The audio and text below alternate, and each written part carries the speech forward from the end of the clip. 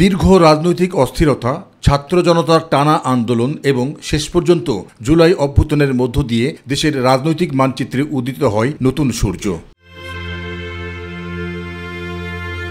অভ্যুত্থানের পর বৈষম্য বিরোধী আন্দোলনের প্রথম সারির সমন্বয়করা গড়ে তোলেন নতুন রাজনৈতিক দল জাতীয় নাগরিক পার্টি এনসিপি। নিজেদের ভিতরে সুস্থ একটি প্রতিযোগিতা হয়, দয়া করে যেন আমরা কাউকে প্রতিপক্ষ না মনে করি। এই বিভাজনের রাজনীতির ঊর্ধ্বে উঠে আমরা একতার রাজনীতি বাংলাদেশে চালু করব। আর এর মাধ্যমে গঠিত হলো একটি নতুন অংশগ্রহণমূলক রাজনীতির প্ল্যাটফর্ম। আমরা বাংলাদেশকে সামনে রেখে, বাংলাদেশের জনগণের স্বার্থকে সামনে রেখে সকলে ঐক্যবদ্ধভাবে রাজনীতি এবং রাষ্ট্র বিনির্মাণ করব। সম্ভাবনার বার্তা নিয়ে আসা নতুন এই রাজনৈতিক দলের বক্তব্য হলো গণপরিষদ ও সংসদ নির্বাচন একসাথে করা যেতে পারে। সে মোতাবেক আসন্ন জাতীয় নির্বাচন সংসদ নয়, গণপরিষদ নির্বাচন চাইলেন এনসিপির শীর্ষস্থানীয় নেতা সামান্তা শারমিন। একটা গণঅভ্যুত্থানের পরে, একটা যুদ্ধ পরিস্থিতির পরে কোন ধরনের নির্বাচন দিয়ে আপনি দেশটাকে ঠিক করতে পারবেন, সেটা হচ্ছে গণপরিষদ নির্বাচন।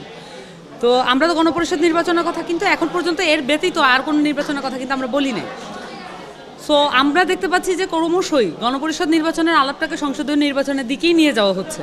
মাঠের পরিস্থিতি বিবেচনায় সুষ্ঠু নির্বাচন হওয়ার কোনো সম্ভাবনা নেই বলেও জানান এনসিপি নেতা সামান্তা শারমিন।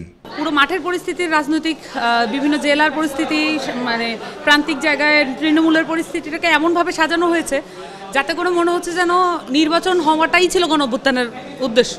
আমাদের প্রার্থী যদি দিতে হয় সেই জায়গা থেকে আমরা খুবই ক্যাপাবল আছি এবং আমরা মাঠটাকে আমরা চেক করে এসেছি। 300 আসনে আমরা প্রার্থী দিতে পারবো, সেই আশা আমাদের আছে।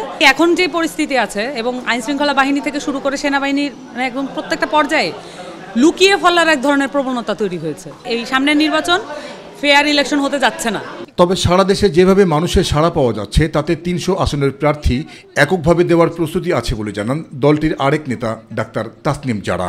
মানুষের মধ্যে একটা বিপুল প্রত্যাশা আছে। আমরা তো মাত্র পদযাত্রা শেষ করে আসলাম, বাংলাদেশের প্রায় প্রত্যেকটা জেলায় আমরা গিয়েছি এবং সেখানে কিন্তু খুব স্পষ্টভাবে, খুব জোরালোভাবে একটা পরিবর্তনের আকাঙ্ক্ষা আমরা মানুষের কাছ থেকে শুনতে পেয়েছি। আমাদের 300 আসনে এককভাবেই দেওয়ার প্ল্যান এবং সবচেয়ে বেশি যে কথাটা শুনতে পেয়েছি, বাংলাদেশের মানুষ নাগরিকের অধিকার চান, নাগরিকের মর্যাদা চান। আর নির্বাচনে শাপলা প্রতীক নিয়ে এগিয়ে যাওয়ার লক্ষ্য নিয়ে নির্বাচন কমিশনকে পক্ষপাতমূলক আচরণ না করার আহ্বান জানান অন্যান্য নেতারা। জনগণ শাপলায় এনসিপি এখন এক সুতায় গাঁথা, সো এর বাইরে কোনো কিছু আমাদের চিন্তা ভাবনা নেই এবং নির্বাচন কমিশন বরাবরই পক্ষপাতমূলক তারা আচরণ করেছে এবং বরাবরই করছে।